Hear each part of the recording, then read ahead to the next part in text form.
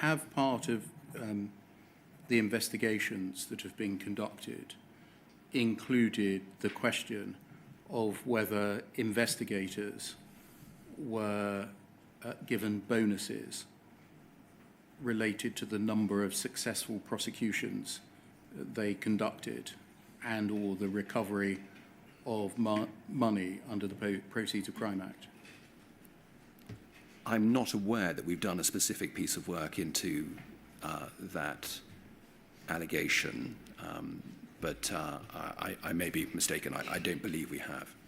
Can we look, please, at poll 0011-3304?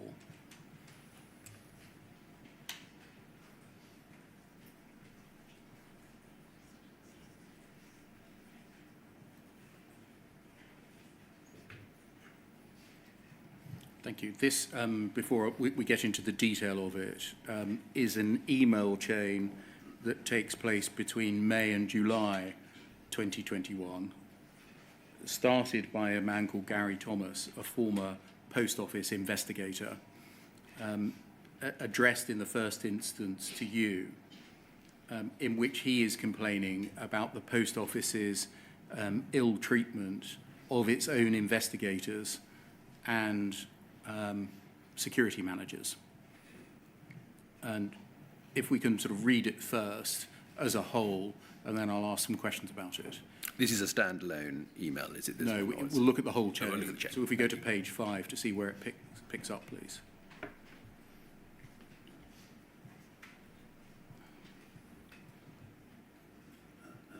And if we just go up, please.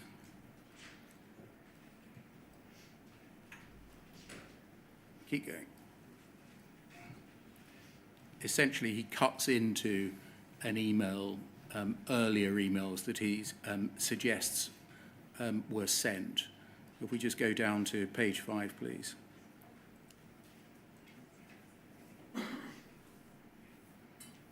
This is seemingly an email addressed to you.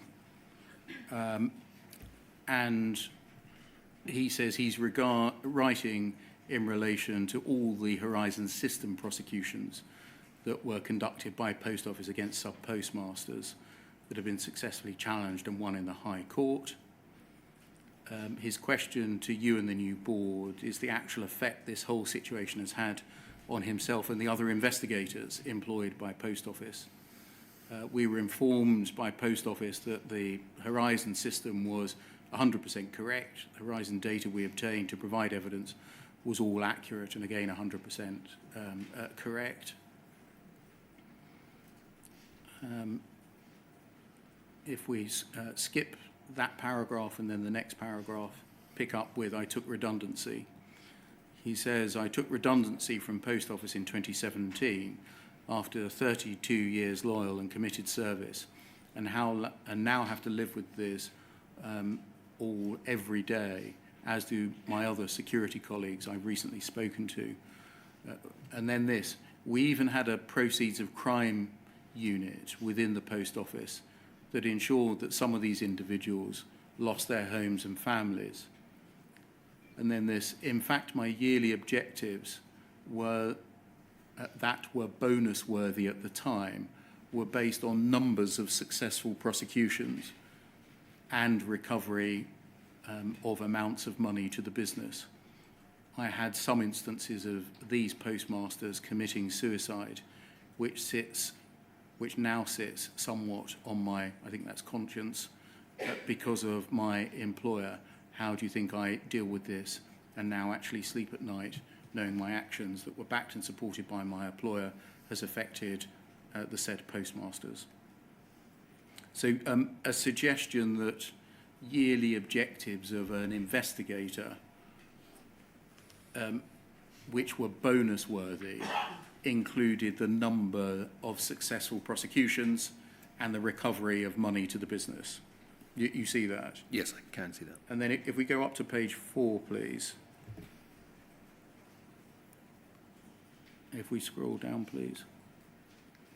This was the reply. If we scroll down a little further.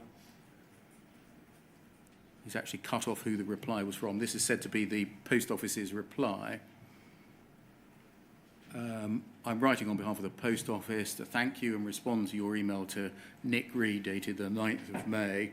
That's where I got the first date from, Yes. May 2021. We're working hard to improve Post Office, address the past, and fundamentally reform for the future by putting postmasters at the heart of everything we do. Your email has drawn our attention to the prospect that Post Office employees may have been incentivised to bring successful prosecutions.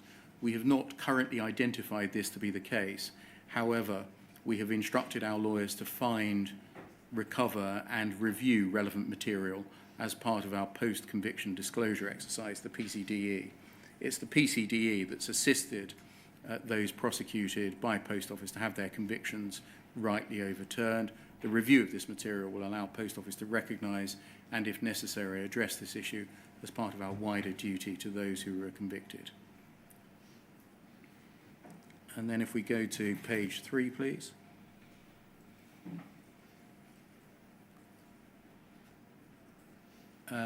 This is Mr. Thomas's reply.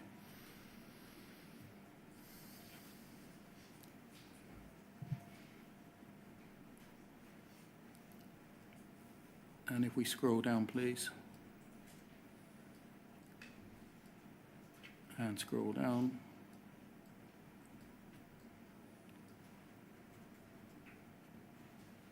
I'm just missing the paragraph I'm looking for. If we scroll back up, please. There, stop. In that fourth paragraph, beginning "I will advise," he says, I will advise you now to save you more time, that you will find nothing in any PCDE about any incentives for prosecutions. But if you still hold historical HR records on individuals, personal and business objectives each year, then I can assure you, you will see the targets for prosecutions and financial recovery targets. The recoveries, if not voluntary, were carried out under the Proceeds of Crime Act, where I know the security team paid to train at least 3 or 4 of my colleagues to carry out such work. This meant if it was proven that the prosecuted postmaster was found guilty or admitted any guilt, they could make serious recoveries over and above the amounts found to be missing under the Benefits of Crime Act, including some postmasters' life savings and homes. And then page 2, please.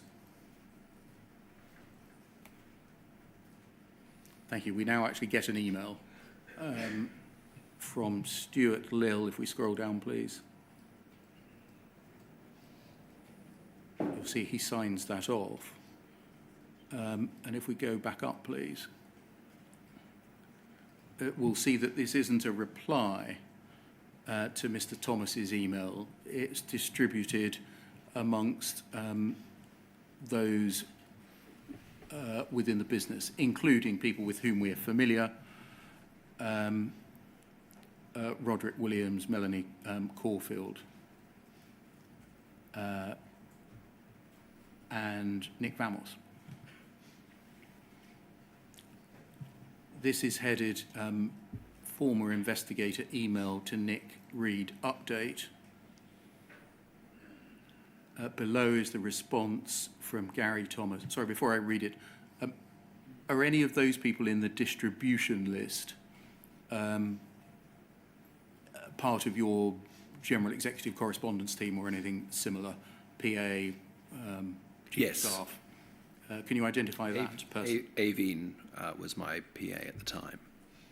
And so you're included on this distribution list by the inclusion of her as a recipient. Is that right? That's not normally how it works. I mean, I would be normally put in the 2 or the CC box if it was designed to come to me, but it does seem strange that it's been directed to her and not to me. What would Ms. Regan do if she received an email such as this? Well, I sincerely hope she would share it with me. And so this is essentially for your attention as a person to whom the email was addressed, albeit by a circuitous distribution route. You would assume it was directed for me, yes. Anyway, I'm not familiar with it, but yeah. I interrupted myself. Below is the response from Gary Thomas, who raised issues about the performance targets given to former post office investigators, and then Stuart, has included the email chain. This email is difficult to respond to for the following reasons. And then under 2, there is a new allegation that Post Office were benefiting more than they were entitled to from the benefits of Crime Act, presumably the proceeds of Crime Act. 3, it makes allegations as to the knowledge about Horizon's failings by senior Post Office officials. Whilst Mr. Thomas does not say it expressly in either of his emails, this appears to be an attempt to negotiate a payment for Post Office. Otherwise, there is little need to raise or threaten speaking to a solicitor. Further allegations are made, although Peters & Peters will note that he has narrowed and clarified his previous point regarding objectives. It seems to me that this email conversation needs to be closed down, as Post Office are unlikely to be able to address the issues or allegations he makes, either for proper, sensible legal reasons or because Mr. Thomas appears to be using it as a forerunner to seek legal advice. Grateful for input. And then if we go to page 1.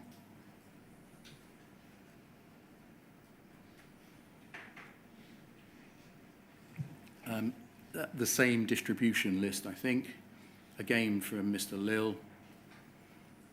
Post Office has no employment obligations to Mr. Thomas. With regard to the whistleblowing policy, this can catch, and so Peters & Peters will or are drafting a proposal regarding investigating and responding to it. This is in order to ensure that we uphold our own policy, demonstrate we've dealt with the issue if it were to be raised at the inquiry or elsewhere. I've drafted the response for consideration and comment. And if we scroll down, thank you for your email.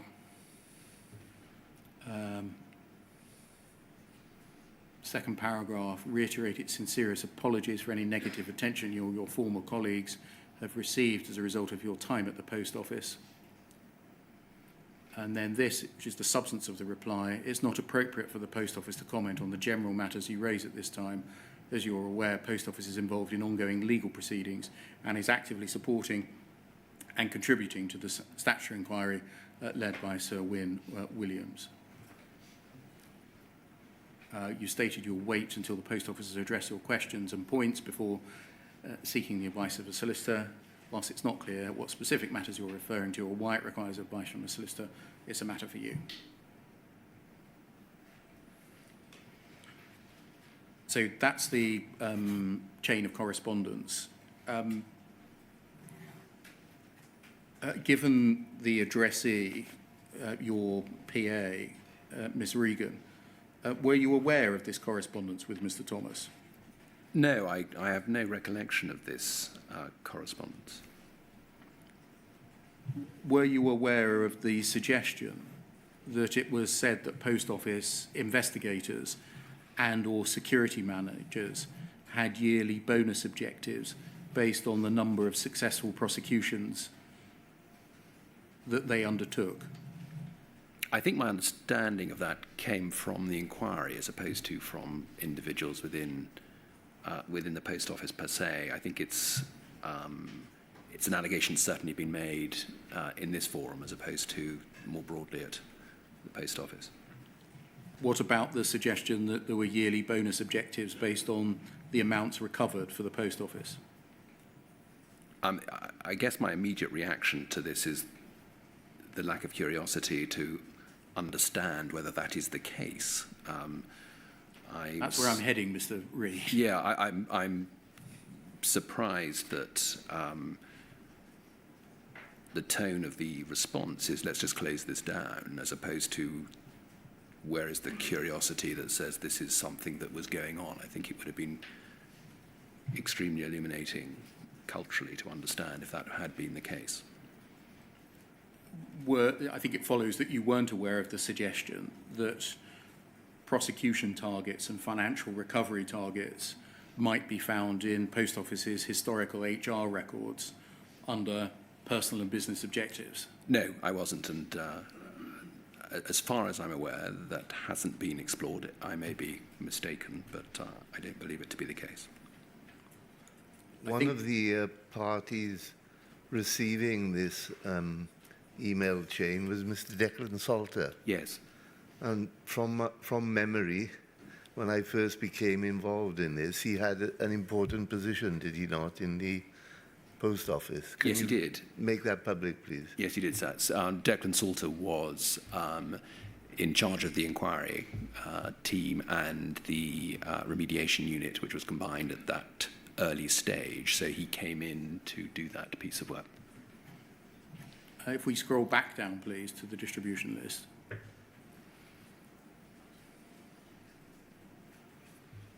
At the top of page 2, he's the first addressee.